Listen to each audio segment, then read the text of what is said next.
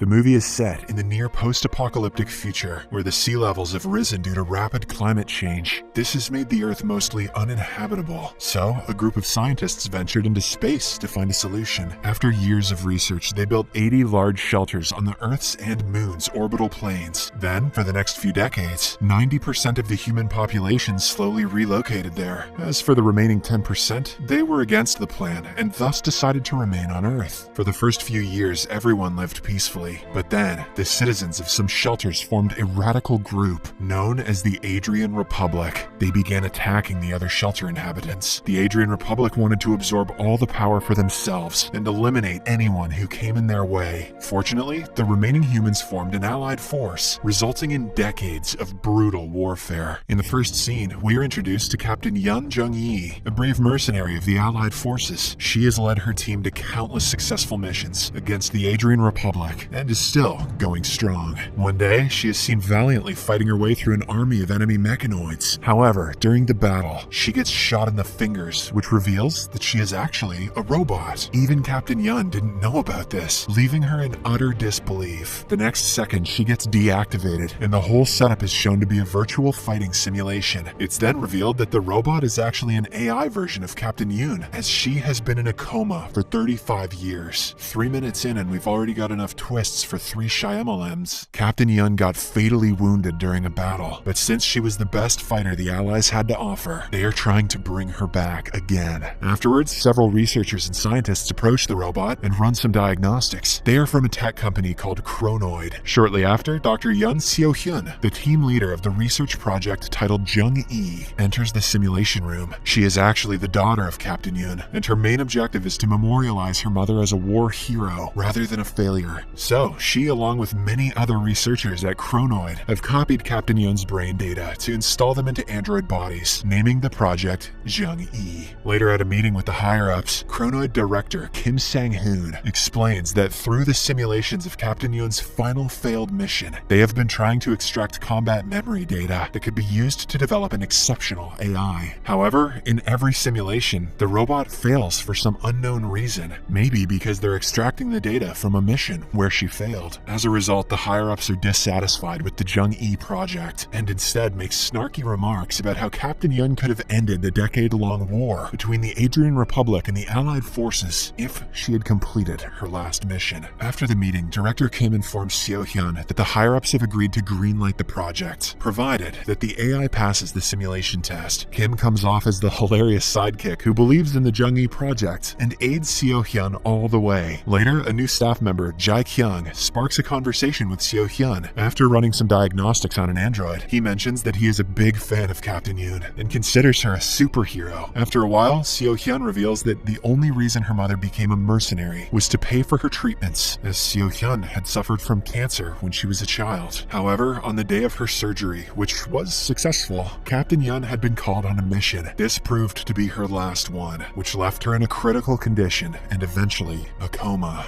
In the present, Seo-hyun finishes work and goes to take her ethics test. This is a requirement for all Chronoid employees, which helps to differentiate robots from humans. On the way, she remembers the last time she had seen her mother. The two had hugged and rubbed each other's cheeks right before Seo-hyun's surgery. Afterwards, she goes to her doctor for a normal body checkup. When the x-ray scans are out, unfortunately, it is revealed that Seo-hyun's childhood cancer has returned, and now she only has 3 months left to live. The doctor informs her that her best course of action will be to copy and transfer her brain data to a prosthetic body. He then proceeds to explain the different categories of the bodies, starting with an expensive Type A prosthetic body, which will grant her equal human rights by the government. He also explains that if she chooses to opt for the less expensive Type B, the government will be allowed to access her brain's data, and that some fundamental human rights like marriage, freedom of movement, and adoption will be prohibited. The last option being Type C, which the government will provide for free. However, certain companies will be permitted to exploit her brain data and can make clones out of it. In other words, Type C is basically signing up for TikTok. After their session, Seo-hyun asks to see her mother, and it turns out that the doctor is also an android. The scene then cuts to a flashback from when Seo-hyun is young. She recalls learning that her mother did survive the mission, but is now in critical condition. The Chronoid team visits Seo-hyun and her grandmother, where they manage to convince to pay for Seo-hyun's schooling and living expenses in exchange for turning Captain Yun's body to a Type C C, prosthetic body. Eventually, her grandmother agrees to the condition. The movie then cuts to the present, where Seo-hyun visits her mother and sees her all wrinkled and old, still in a coma. A few days later at Chronoid, the AI model number 18 is activated and is ready for the simulation. However, this time, Director Kim suggests that they do something different, so he orders the researchers to shoot the android in the leg. Once the simulation starts, the android has a difficult time fighting back and is overpowered by the enemy robots. But before they end the test, all of a sudden, a new area of the artificial brain, indicated by yellow strobes of light, is activated, and the JUNG E robot fights back with full force. The entire project members are thrilled with this breakthrough, especially Kim. So, the next day the team heads to the main Chronoid HQ to inform the company chairman of this advancement. Turns out all we had to do was piss him off, sir. However, once there, they are approached by the new product development manager, who informs them that the chairman is unavailable. Kim is enraged and is confused as to why a military-based company would need a product department. The manager, however, makes light of Kim's anger and laughs at him before leaving. After the disappointing attempt, the JUNG E team head back to the Chronoid lab, where the newly made brains are now ready to be simulated. There, a staff member informs Kim that the chairman is waiting in his office. As they enter, Kim is suddenly deactivated, and in a shocking turn of events, it is revealed that he is actually the first prototype created by the chairman himself. Meanwhile, Seo-hyun explains their amazing breakthrough to the chairman, but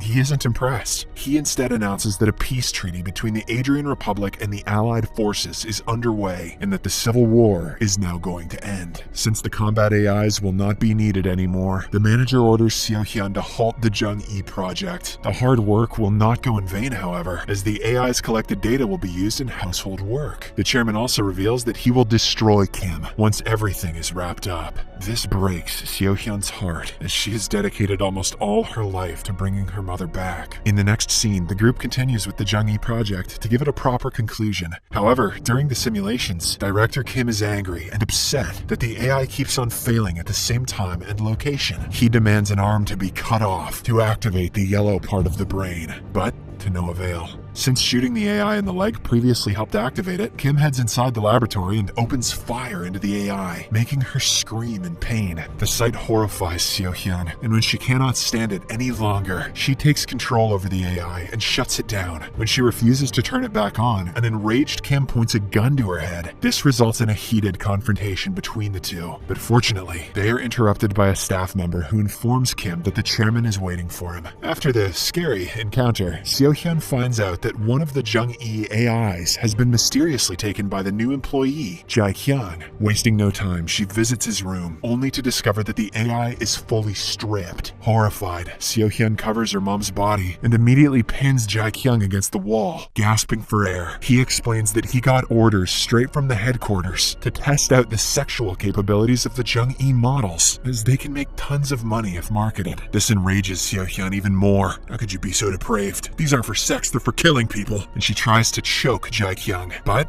right then, she remembers that her mother's brain is type C, which can be used for any company and products, disheartening her. Later, Seo-hyun runs into Director Kim, who is also upset about the discontinuation of the JUNG E project. Before leaving, he informs her that the team is allowed one more simulation test. If they cannot come up with anything conclusive, all of their hard work and research will go down the drain. In the next scene, Seo-hyun goes into the AI lab and activates a JUNG E model that Kim had previously laid waste upon. She is critically wounded, and the best option would be to terminate her. The AI also accepts her fate, but before Seo-hyun deactivates it, the yellow part of the brain suddenly appears, and the AI shockingly inquires about her daughter. Then she shows human emotions and recalls seeing her daughter for the last time before going into battle. Hearing this, tears stream down Seo-hyun's face, and she informs the AI that her daughter's surgery was a success and that she is in remission for cancer. The AI is relieved, and she also remembers that Seo-hyun had given her a doll right before her surgery. Currently, she has lost the doll and is very upset about it. Seo-hyun puts two and two together and realizes that all the JUNG E AIs had failed in the simulation after spotting the doll near them, which distracted them from the battle. Later, Seo-hyun deactivates the robot and begins to cry profusely after talking to her mother in an emotional manner, which means that its brain cloning is almost perfect. So, the next day, before the simulation, Seo-hyun hooks the Jung E AI up by herself. After everyone leaves the room, she finds out that the yellow part of the AI's brain is actually the memory of her daughter. This was the only reason she was failing the challenges in the simulation. Now that Seo-hyun knows about the cause, she deletes it permanently. Shortly after, the test begins, and everyone is upset as it is their last one. As expected, the AI gets shot at the same time and falls to the ground, failing the simulation test once again. After the test ends, Jae-kyung notices that this specific AI test result is quite odd, but Kim ignores him and leaves the room unhappy, followed by Seo-hyun. However, shortly after, Kim smells that something fishy is going on, and so he returns back into the lab to double-check the simulation. To his shock, it's revealed that the Jung E model didn't get shot, but rather faked it and pretended to deactivate. Kim immediately locks the place down and initiates an emergency lockdown. Meanwhile, the guards who are escorting the Jung E AI back to her chamber are confused by the alarm. Taking advantage of the distraction, she disarms them and runs away. When Kim gets to know of this, he activates all the combat AI prototypes to find and terminate Jung E. Elsewhere, Seo-hyun deletes all of her mother's brain data so that it can never be cloned again. In the next scene, Jung E enters a room full of her clones, taking her by surprise. The bad guys also arrive and try to take her down, but the legendary Captain Yun's AI is simply too much for them to handle. However, when the combat AIs keep on coming in numbers, Seo-hyun rushes to the room to help her mom. At an opportune moment, she transfers her brain into one of the newer combat AI's models, deceiving everyone. The mother-daughter then flee in a futuristic sky rail train, but Kim is not going to let them get away so easily. He follows them there and even shoots Seo-hyun in the shoulder. Furious, Jung E fights Kim and shoots him in the eye, making him realize that he is also in fact an AI. The two then start tussling with all their might, and to make matters worse, the AI police also show up and open fire. At this point, it appears as if all hope is lost, but when Jung E notices her injured daughter trembling on the floor, she gains renewed motivation. She turns into a cold-hearted killer and takes on the bad guys one by one. Eventually, Kim is thrown from the train, and all the other robots are also defeated. Afterwards, Jung E begins to help Seo-hyun, but the latter begs her to leave as she hears the police sirens in the distance. Seo-hyun tearfully claims that the AI is free now and tells her to run away and live her life the way she wants. Jung E reluctantly agrees, and she gives her daughter a final hug. The two also rub their cheeks, just like they used to when Seo-hyun was a kid. It is then revealed that the AI has not forgotten about her real identity as Captain Yoon Jung-yi. Seo-hyun calls the AI Mother and wishes her luck before she escapes. The AI turns back and says, "Hey, beep boop beep." The movie then ends with Seo-hyun slowly succumbing to her injuries, while the AI gazes at a mountain range and embraces the view. Thank you for watching.